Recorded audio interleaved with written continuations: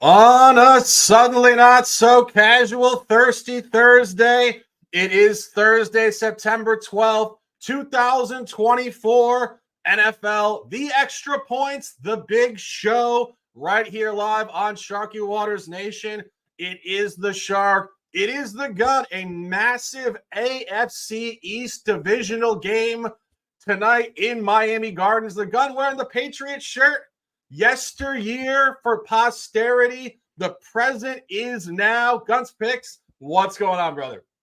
You forgot to say the 1-0 New England Patriots. That's right. We took away a bunch of those survivor picks, killing that board down. Did I take them? Did I take the Bengals as survivor? No. I told you to take the Seattle Seahawks on Sunday. But this is Thursday. This is week 2, and we have a divisional matchup.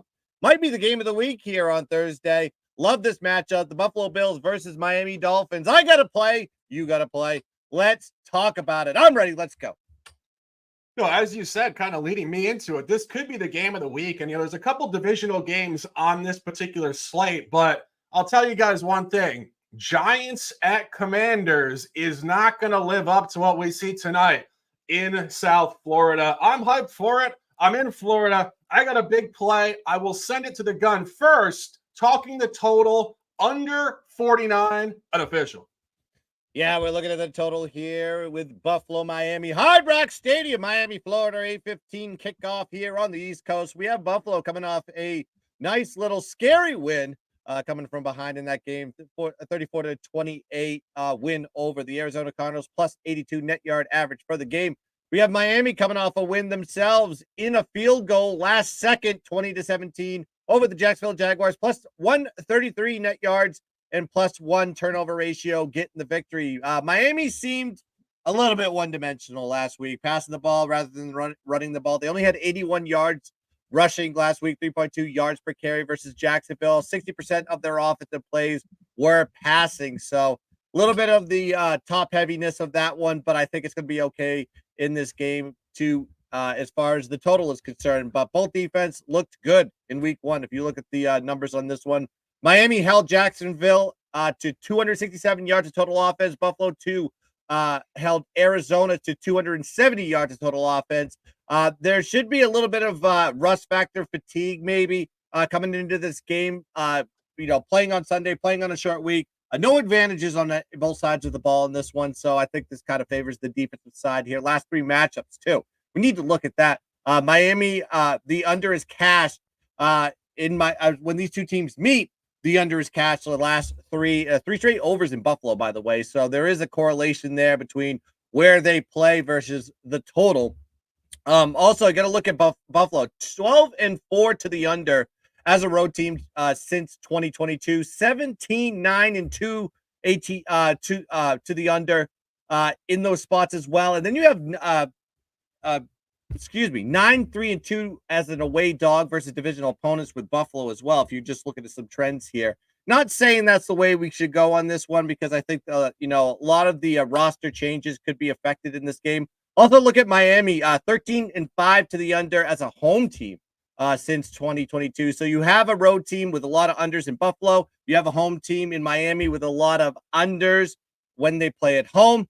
I just think, considering it's a short week, considering the preparation is kind of minimal on this one, I don't think the offenses are going to be coming out swinging on this one, especially playing in a position at Miami where the totals are usually pretty low. And I'm going to be going with the under on this one. I like it here. I know it's sitting here at 48.5 currently, but I got it at 49 regardless. I think it's still a good number as long as it keeps above the 48. So give me Buffalo, Miami under the total, 49, 2-unit special. Yeah, and you're bringing all the talking points to the table here. The home-to-road polarization in scoring the football being the one that I want to jump off of, because the big conversation that seems to be going around on Gambling X is the idea that Buffalo owns Miami. 11-1 straight up last 12. So I wouldn't disagree. But the beauty of sports betting is that the law of averages suggests a movement in the other direction after this domination. And as you mentioned, it's been very one-sided in Buffalo, but not so much in Miami since the Dolphins did draft Tua out of Alabama going back to quarantine year 2020. But Tua has played 6 times against Josh Allen and Buffalo, 3 times up north in Orchard Park, 56 to 26, 26 to 11, most recently 48 to 20. But the beauty of this matchup, we're in Florida tonight. And the only time Tua and the boys have beaten Josh Allen, it was September 25th, 2022, Miami 21, Buffalo 19. And I will mention that was a far better Buffalo team in their peak. As we've mentioned on this show for years, Buffalo really, in my opinion, maybe missed a window 3 years ago to go to the Super Bowl. That was Buffalo at their top level of power, losing to Miami in Miami. And last year, in the most recent matchup, played on January 7th to close last season, Buffalo 21, Miami 14. Real funky game. 5 turnovers in the game, a lot of yards, not much on offense in terms of scoring the ball, but Buffalo did get a 96-yard punt return for a touchdown after being down 14-7 in that game to really reverse it back to where they did win and cover. And truthfully, you can't rely on almost 100-yard punt returns to keep yourself in the game. And really speaking on the motivation of this game, Tua was in the press conference yesterday. Tua has talked about this over the last 3 years with Coach Mike McDaniel. He's found himself as a professional quarterback, and I think more importantly, as a grown man. You have to remember, this guy went to Alabama. He was a backup behind Jalen Hurts. Then he comes into professional football and gets what apparently was a real negative relationship with Brian Flores in Miami. Tua seems to really care. He's a passionate guy. So when he's having a coach trash talk him in his own locker room, it didn't function well. This is a new Tua, and I think he's ready to break out of this complete shell and black hole against Buffalo tonight. And speaking of Mike McDaniel, interestingly enough, in the McDaniel era, Miami is 1-4 straight up against Buffalo, but they are 3-2 ATS, including a tight loss in the playoffs going back a couple of seasons with Skylar Thompson, Kansas State's finest, covering in Buffalo. So Mike McDaniel Dolphins have been actually very competitive against the spread against Buffalo, despite losing most of these games outright. And you talk about the line being really a crucial point in this game. The last 5 matchups, which was McDaniel and Tua, Buffalo -4.5, Buffalo -7.5, Buffalo -13.5, Buffalo -3.5, Buffalo -2.5. This is the first time Miami's been favored in this matchup in over 5 to 6 or 7 years. I'll say this for the rest of the duration of my life. Sportsbooks do not give away money. This is a classic pros versus Joes battle. All the public factions love Buffalo. They love recency bias, all the hot narratives, the eyeball test, whatever you want to call it. This is the law of averages. This is one of, if not the biggest motivational spots all week for a home team. It's a divisional game. It's a short week. They get to stay in their own stadium as opposed to travel. And final point on the game, as Guns mentioned, Miami did outgain Jacksonville significantly in week 1, 400 to about 265. They got nothing out of the game, and Buffalo looked terrible at home against Arizona. All boxes checked. I'm fired up. I'll throw it back to the Guns. Tell me why I'm right or why I'm wrong. I think you're right because I mean you look at the even just the trends on this one. Buffalo's won 10 out of their last 11, even going further than that. I think Miami's only won 2 games since 2017 versus Buffalo. I think this is the changing of the guards. I was looking to see how many times that Miami was favored. So they were favored in 2018 and they were favored in 2015. That's out of those, every single time Buffalo was favored. I think this is the perfect spot to be taking Miami on this one. And like you said, they played a lot better. The score tells one story, but the box score tells you another. Plus 133 net yards, like I said. Miami was versus Jacksonville. Jacksonville, obviously a playoff caliber team, going against up against like an Arizona team that had the lead and had control of the game, but kind of fell apart in the second half, plus 82 net yards for Buffalo. So I think who played better in week one, I would probably lean toward the Miami side.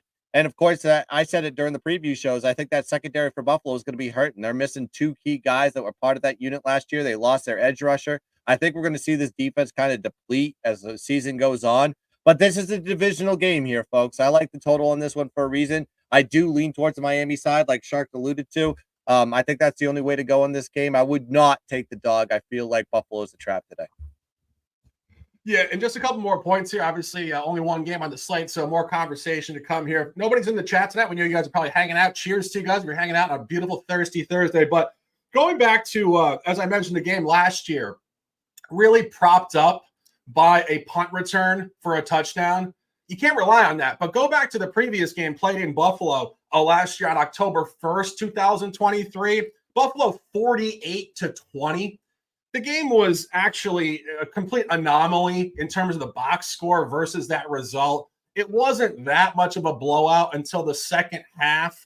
And really what happened in that game, couple turnovers really propped up Buffalo, but the yardage was actually fairly even in the game. Buffalo had 414. Miami had 393. So when you guys just think about that type of stuff, when the yardage is very even, only a 17 points of yards separating them, that does not speak to a 4-touchdown margin victory. And I think another point in that game, which is really significant here, the star in that game was not just Josh Allen. It was Stephon Diggs. 6 catches, 120 yards, and 3 touchdowns. Well, you know what? Stephon Diggs is now hanging out with CJ Stroud down in Houston, a spot that we like on Sunday night, a little foreshadowing for you guys to tune in on Sunday morning. But this is a new Buffalo team, new weapons. Running game has turned over to a certain degree as well. James Cook getting full carries as far as we know here. And not only that, but Josh Allen has a hand injury. And it was actually speculated that he might not play tonight, going back to Sunday evening into Monday morning. He's a gamer. He's going to play, but we don't know if he's going to be 100%. And I think there's just so many parts to this game that are shifting in the Miami direction. And that's why we're on it at 1 unit for -2.5. And as I mentioned, a lot of top plays on Sunday morning. The odds fellow will be back. I just looked at professional football for close to 5 consecutive hours. I was saying to the gun before the show, I feel like I'm significantly and finally immersed in the season from an informational perspective. I have a grip on every team, where every team is going. We're going to have 5 additional plays on Sunday, all top graded. And I will say this, another foreshadowing for you guys to tune in on Sunday morning. The gun wearing all of that merchandise, I don't like that team this week, I'll tell you that. And there's a lot of moving parts there, but Seattle coming across country has played excellently as a road favorite outside of the division. Great stuff there. We appreciate you guys tuning in. 300 people live here on a suddenly not so casual Thursday night. It is NFL Week 2. The Shark and the Gun. We'll be back tomorrow night. Knowledge for College Week 3. We appreciate you guys immensely. Please drop likes and retweets. It's not for our ego. It spreads wealth, knowledge, and abundance to people across the internet who do not have direct access to this content, as we do compete with hundreds of shows on the same topic. I'm looking at my X feed right now. There's 10 shows going on simultaneously. So we appreciate you guys hanging out with us. We try to not only bring you the best information and picks, but the best energy and analysis. Guns Picks, a pleasure as always. 15 fast minutes in the books. We are passionate and ready to dominate. Close them out with some words, and let's go. Yeah, we should have a little slag title there that says the fastest 15 minutes of analysis. Sharp information here on the Extra Points NFL show. I almost had the wrong show there, but he said it best. Knowledge for College. And speaking of looking at the board, I've been studying college football all week. And guess what? I'm loving the board this week, so you got to tune in. I'll have some electric plays for you here on week 3. Hey, ranked versus ranked, it doesn't matter. We're going to be playing some crumb games there. So check it out Friday, 7 p.m. sharp for the analysis and the plays that pay the bills. But thanks for joining here on the Extra Points Thursday night edition of week 2. Let's cash some tickets. Let's dominate the boat. And as always, let's keep dancing.